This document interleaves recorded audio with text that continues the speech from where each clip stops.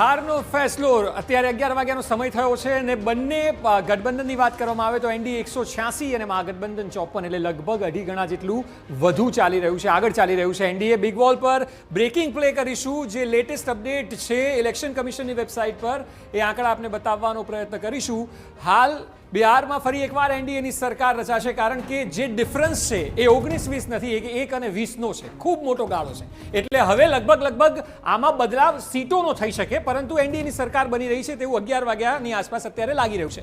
10 વર્ષમાં આરજેડીનું સૌથી ખરાબ પ્રદર્શન રહ્યું છે, કારણ કે આ અપેક્ષા તો તેજસ્વી યાદવ અને આરજેડીના સમર્થકોએ પણ નહીં લગાવી હોય. જે પ્રકારે જેડીયુનું પ્રદર્શન સારું થયું છે તે મુજબ આરજેડીનો ગ્રાફ નીચે ગયો છે અને મોદી નીતિશની જોડી પર જનતાએ ફરી એકવાર વિશ્વાસ મૂક્યો છે અને બિહારની જનતાએ પરિણામ લેન્ડસ્લાઇડ વન સાઇડેડ આપ્યા છે. કદાચ એવું હતું 1-2 એક્ઝિટ પોલ એવું કહી રહ્યા હતા કે કટ ટુ કટ ફાઇટ રહે, નહીં તો તમામ એક્ઝિટ પોલે વાત આ જ પરિણામની મોર ઓર લેસ કરી હતી અને એ જ સ્થિતિ અત્યારે જોવા મળી રહી છે કે જ્યાં 186 એનડીએ અને મહાગઠબંધન 54 અને તેમાં પણ બીજેપીની જેડીયુ વચ્ચે 5-7 બેઠકોનો જ ગાળો દેખાઈ રહ્યો છે. 75 અને 83 હાલ લાગી રહ્યું છે, એટલે બંનેનો સ્ટ્રાઇક રેટ 101 બેઠકો મળી હતી ત્યારબાદ ખૂબ સારો કહી શકાય, જ્યારે કે આરજેડી 39 પર છે અને આ પરિણામની કલ્પના તેજસ્વી યાદવે નહીં કરી હોય. જો કે સરકાર બનાવવાના વાયદા સ્વાભાવિક છે કે ઇલેક્શન પહેલા દરેક પાર્ટી કરે, પરંતુ પરિણામ જે મુજબના આવ્યા છે તે આરજેડી માટે બિલકુલ સારા નથી પ્રાદેશિક પાર્ટી તરીકે.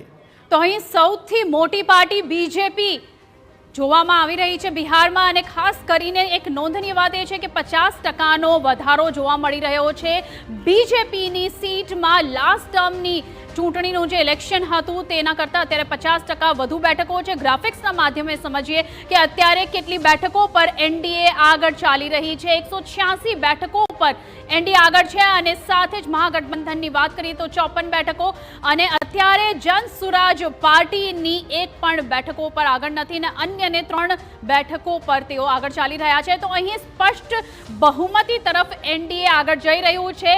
મોદી અને નીતિશની જે જોડી છે તેને અત્યારે અહીં એક ફરી ઇતિહાસ રચી દીધો હોય તેવું લાગી રહ્યું